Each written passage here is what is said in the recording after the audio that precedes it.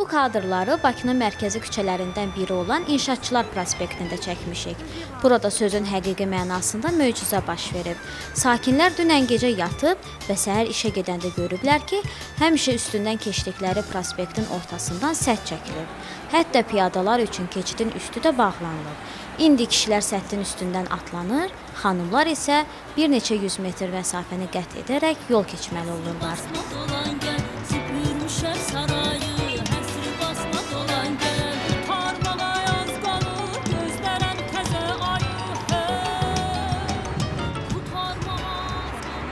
Смысл, bunun mənası nədir? Heç kəs başa düşmür. Вот я выхожу с работы, и мне надо к метро пройти. Mən deməli, buradan heç cürə gəlib большой круг.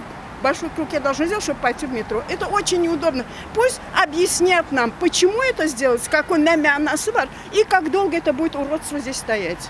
Çətindir də banka gəlmək üçün bilmirsən hardan fırlanıb gələsən, düz deyil xanım. Necə keçək bəs banka? Elmlərdən düşüb bura gəlmək əvəzinə fırlanıb böyük bir məsafəni gəlmişəm. Nə var banka getməyə görə. Bəli. İndi bu yəqin bir neçə gün davam eləyəcək, günlərlə davam eləyəcək. Deməli, əgər banka gələndə belə gəlməliyiksə, biz hardansa fırlanıb gəlməliyik bura. Mən gəlmişəm oradan, Kasparın yanından buracan gəlib keçid tapmışam.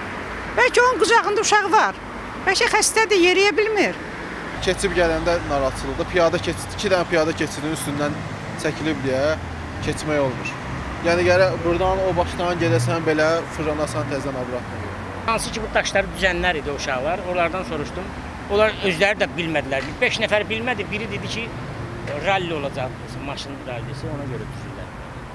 Bunun yaşlısı var, xəstəsi var, uşağı var, olmaz axı belə. Mən cavanam, oxbandım, keçdim. Bəs bu yaşlı, qoca insanlar var, bunlara belə əziyyət vermək olar. Nə qədər, hansı düşüncəni ediblər bunu? Mən keçməmişəm hələ. Amma yəni keçəcəsə məcburam üstündən atlanam keçən. Ya gərək 1-2 kilometr piyada gedək, təzədən dövr eləyək. Bu yaşlı insanlar var, bunlar necə olacaq? Yaşlıları düşünmürlər, özləri qocalmayacaqlar. Allahdan qorxmurlar.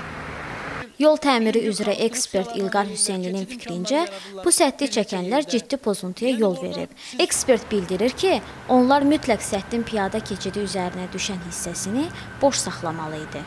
Yəni orada siz fikir vermişsiniz, burada 2 yerdə piyada keçidi var. Həm Beynəlxalq Bankın qarşısında, həm də bir balaca aşağıya getsəz, orada piyada keçidləri var. Ən azından bu təmir işini həyata keçirən şirkət, müəssisə, dövlət sektoru adını nə qoysa qoyaq, hər halda ən azından o 2 piyada keçidi olan zolaqların ərazisini boş saxlamalı ki, ən azı vətəndaş sağa sola keçmək imkanını özündə saxlaya bilsin.